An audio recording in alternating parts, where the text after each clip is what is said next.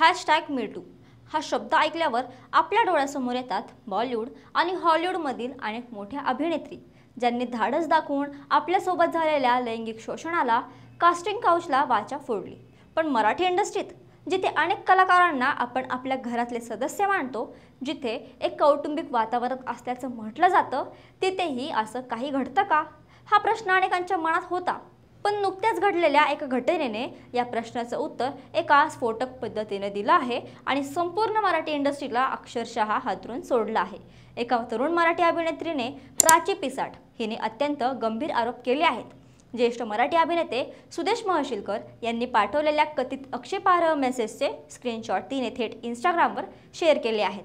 तुझा नंबर पाठव ना, तुझ्याशी फ्लर्ट करायची इच्छा झालीये, कसली गोड दिसतेस आणि खूपच सेक्सी दिसायला लागलेस हल्ली, वा असे मेसेज समोर आल्यानंतर मराठी इंडस्ट्रीत एकच खळबळ उडाली। यापूर्वी आरोप प्रत्यारोप झाले होते, पण थेट स्क्रीनशॉट शेअर करून एक मोठ्या कलाकारावर बोट ठेवण्याची ही कदाचित पहिलीच वेळ होती। या एका कृतीने अनेक वादळांना जन्म दिला। काहींनी प्राचीच्या धाडसाचं कौतुक केलं, तर काहींनी तिच्यावरच प्रश्न उपस्थित केले आहेत। काहींना हे खरं नसेल, अकाउंट हॅक झाला असेल असा बचावात्मक पवित्रा घेतला। या प्रकरणात एका प्रसिद्ध संगीतकाराने उडी घेऊन नवा वाद निर्माण केला आहे आणि मग खुद्द प्राचीनेच एक अशी पोस्ट केली ज्यामुळे अनेकांच्या मनात गोंधळ निर्माण झाला। तर नेमकं काय आहे हे प्रकरण? अकाउंट खरंच हॅक झालं होतं का? आणि या स्क्रीनशॉटच्या पलीकडे मराठी इंडस्ट्रीतील कोणत्या वास्तवाकडे हे प्रकरण बोट दाखवत आहे? चला आज आपण या संपूर्ण प्रकरणाची सविस्तर माहिती घेऊयात। नमस्कार, मी मृदुला आणि तुम्ही पाहताय थोडक्यात। सगळ्याची सुरुवात झाली प्राची पिसाटने शेअर केलेल्या त्या स्क्रीनशॉटने। ज्येष्ठ अभिनेते सुदेश महर्षिलकर यांच्या नावाने असलेल्या अकाउंटवरून तिला आलेले हे मेसेज होते।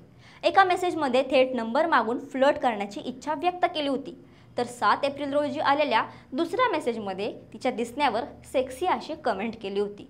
यावर प्राची गप्प बसली नाही, तिनेही तितक्याच तिखट शब्दात उत्तर दिलं, हो आणि खूप बोलायलाही लागली आहे हल्ली, चुकीच्या मुलीशी पंगा घेतलास काका, चुकलंच नाही का तुमचं?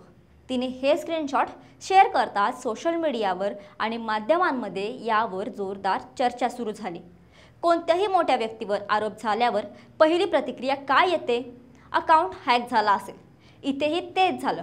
अनेक लोकांनी, कदाचित इंडस्ट्रीतील काही हितचिंतकांनी प्राचीला मेसेज करून सांगितलं की सुदेशजी असं करूच शकत नाहीत, त्यांचा अकाउंट नक्कीच हॅक झाला असणार। पण प्राचीने हा दावा सहज स्वीकारला नाही। तिने दाखवून दिलं की केवळ हे दोनच नाही, तर याआधीही तिला असे मेसेज आले होते। आणि सर्वात महत्त्वाचं म्हणजे तिने या प्रकरणाची खातरजमा करायचं ठरवलं।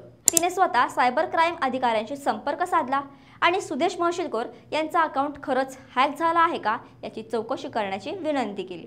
आणि सायबर क्राईम टीमने काय सांगितलं? त्यांनी स्पष्ट केलं की एप्रिल महिन्यापासून त्यांचं अकाउंट हॅक झालेलं नाही। या एका माहितीने हॅकिंगच्या थिअरीमधील हवाच काढून घेतली।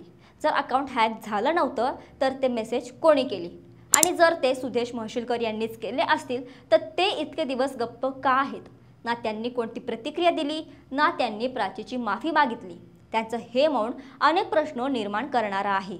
हे प्रकरण शांत होतंय असं वाटत असतानाच त्यात उडी घेतली प्रसिद्ध संगीतकार आणि अभिनेते राहुल रानडे यांनी। त्यांनी प्राचीला इंस्टाग्रामवर एक मेसेज केला जो तिच्या मते अत्यंत विचित्र आणि असंवेदनशील होता। राहुल रानडे यांनी लिहिलं, हॅलो पीपी, फुल बॅटिंग चालू आहे हां तुझी। सगळ्या न्यूज पोर्टल्सने हा मुद्दा उचलून धरला आहे। खरं तर मी सुदेशला वैयक्तिकरित्या ओळखतो। मला एक सांग, त्याने नक्की कोणत्या वेळेला हे मेसेज केले होते? कारण सामान्यतः लोक रात्री नशेत असे मेसेज करतात। राहुल रानडे यांच्या या मेसेजने प्राचीचा संताप अनावर झाला। एका प्रसिद्ध कलाकाराने अशा गंभीर विषयावर इतकी हलकी आणि बेजबाबदार प्रतिक्रिया द्यावी यावर तिचा विश्वास बसला नाही। तिने राहुल रानडे यांच्या मेसेजचाही स्क्रीनशॉट शेअर केला आणि त्यांना सणसणीत उत्तर दिलं।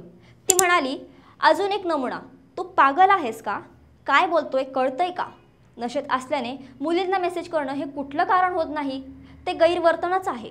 मी कोणाचंही मनोरंजन करण्याचा ठेका घेतलेला नाही आणि कोणत्याही मुलीने वेळ, वय आणि परिस्थिती बघून गैरवर्तन सहन करण्याचा ठेका घेतलेला नाही। गैरवर्तन झालं तर त्याविरोधात मुलीला बोलण्याचा पूर्ण अधिकार आहे।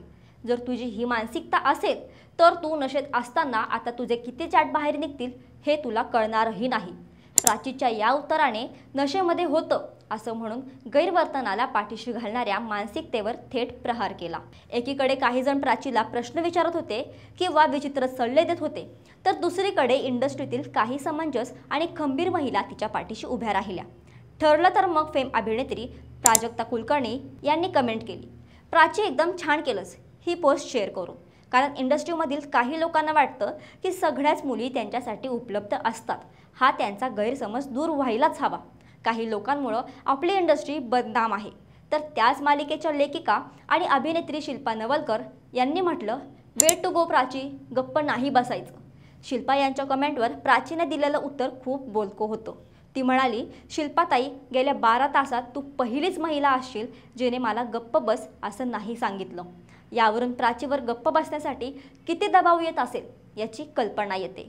या सगळ्या घडामोडीनंतर प्राचीने आणखी एक पोस्ट केली, ज्यामुळे मात्र अनेकांच्या मनात गोंधळ निर्माण झाला।